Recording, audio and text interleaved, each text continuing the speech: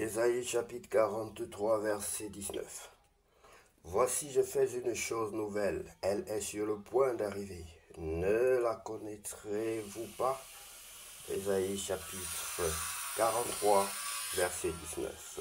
Bonjour bien-aimés, c'est l'heure de la prière et de la repentance en ce jeudi 29 mai 2025. Seigneur, ce matin encore, nous reconnaissons que c'est par ta grâce que nous nous levons. Dieu Tout-Puissant, merci pour cette nouvelle journée. Merci pour le souffle de vie, pour ta fidélité qui se renouvelle chaque matin. Remplis nos cœurs de ta paix et conduis nos pas dans tes voies. Que tout ce que nous entreprendrons aujourd'hui te glorifie. Renouvelle nos forces, Seigneur, et donne-nous un cœur rempli de compassion et d'amour. Comme il est écrit, voici je fais une chose nouvelle. Elle est sur le point d'arriver. Ne la connaîtrez-vous pas? Ésaïe chapitre 43, verset 19. Seigneur, tu es le même hier, aujourd'hui, éternellement. Tu dis que tu ne fais rien sur la terre sans avoir dit à tes serviteurs et tes prophètes. Qu'est-ce que tu es en train de faire ce matin qui est sur le point d'arriver, Seigneur? Révèle-nous, cher Saint-Esprit de Dieu. Donne-nous à être connectés à notre Dieu et aux réalités et des choses à venir. Au nom de Jésus-Christ de Nazareth. Bien-aimé, si tu n'as pas encore reçu le Seigneur Jésus-Christ dans ta vie comme ton sauveur personnel et ton Seigneur, je t'invite maintenant à le faire avec nous, car notre travail consiste à effectivement vous orienter dans la prière, vous orienter vers la voie du salut qui est celle de Jésus-Christ de Nazareth. Il a dit qu'il est l'unique, le chemin, la vérité et la vie, bien-aimé, et c'est la vérité, parce que depuis mon jeune âge que je suis entré en Christ, que j'ai accepté Christ dans ma vie, je n'ai jamais de la vie été déçu par le Saint-Esprit. Il est tout simplement extraordinaire, merveilleux lorsqu'on suit sa voie. Alors si tu veux aussi donner ta vie au Seigneur Jésus-Christ et marcher selon sa parole et ses voies, nous allons donc t'aider à prier.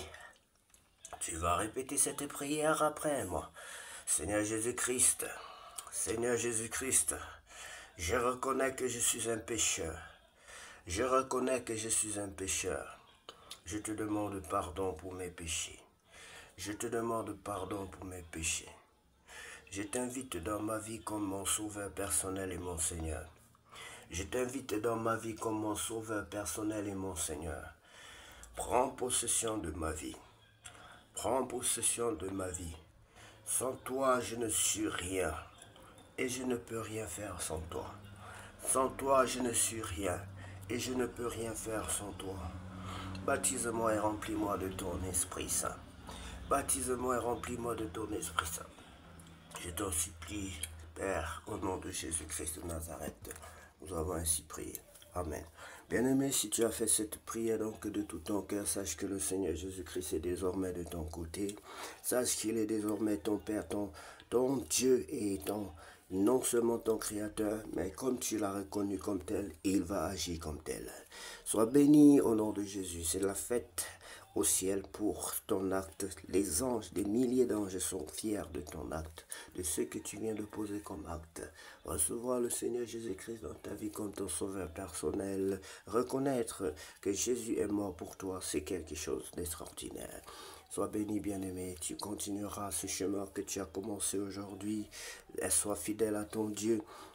Sois fidèle à ton Dieu. Médite, lis la parole de Dieu pour grandir dans la foi. De la même façon qu'un enfant naît, de la même façon, l'enfant a besoin d'être nourri pour grandir. Tu es un enfant aujourd'hui, demain tu seras certainement un adulte en Christ. Soyez bénis, bien-aimés, au nom de Jésus. Nous allons continuer ces moments dans le livre, avec la lecture du livre Deutéronome 13. punition des faux prophètes et des idolâtres, s'il s'élève au milieu de toi un prophète ou un songeur qui t'annonce un signe ou un prodige, et qu'il y ait accomplissement du signe ou du prodige dont il t'a parlé en disant, allons après d'autres dieux, des dieux que tu ne connais point, et servons-les.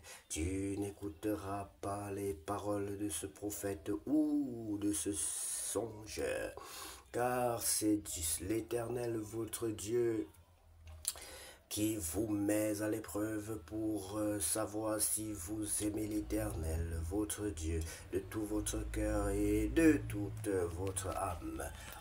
Oh, vous irez après l'Éternel, votre Dieu, et vous le craindrez, vous observerez ses... Et vous le craindrez. Où est-ce qu'on était là, bien-aimé? Voilà. Bon, on va reprendre tout simplement au verset 3.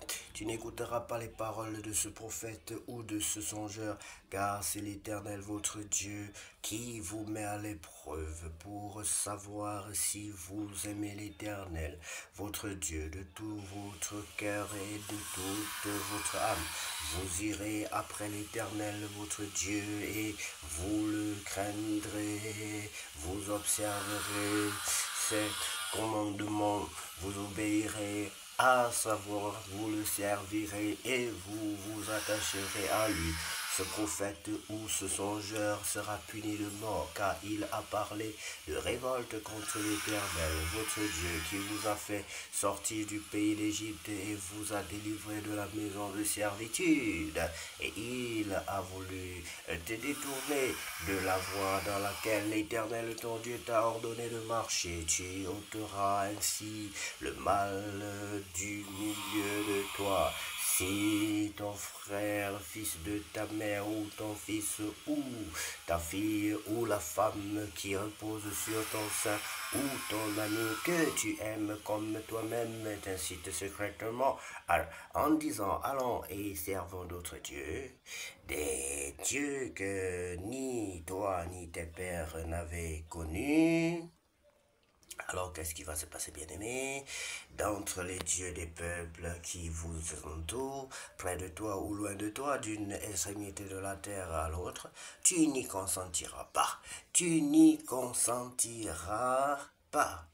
Tu ne jetteras pas sur lui un regard de pitié, tu ne l'épargneras pas et tu ne le couvriras pas, mais tu le feras mourir. Ta main se lèvera la première sur lui pour le mettre à mort et la main de tout le peuple ensuite.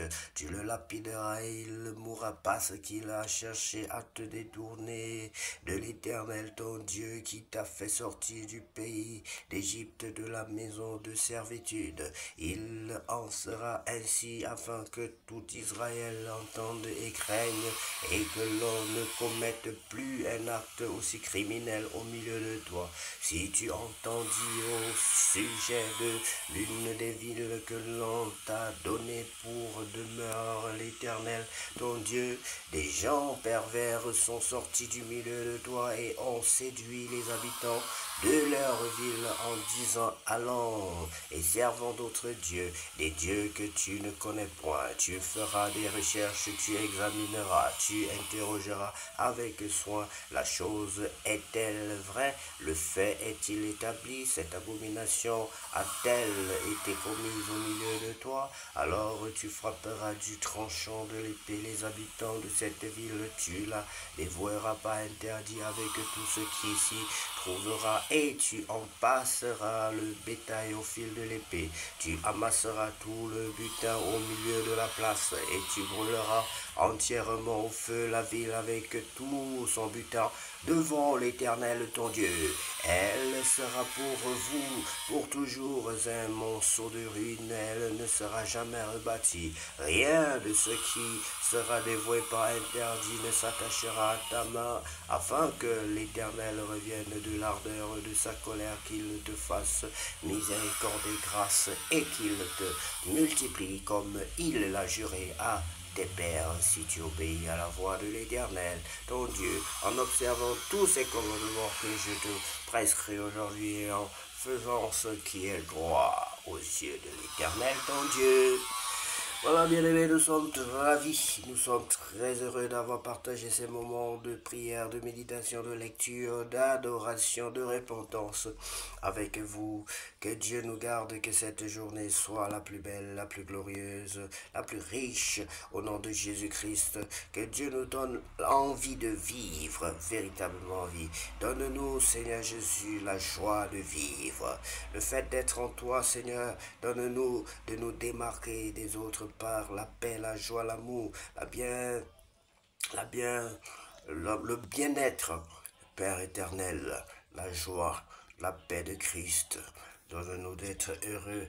Si nous ne pouvons qu'être heureux en toi, Seigneur, mais quelquefois nous nous sentons malheureux, nous nous sentons mal, et nous te prions, Seigneur, de nous prendre par tes mains et de nous protéger, de remplir nos cœurs de joie. Bénis-nous, Seigneur Jésus. Bénis tes enfants afin qu'ils soient véritablement heureux. Qu'il en soit ainsi au nom de Jésus-Christ de Nazareth. Nous avons ainsi prié. Amen.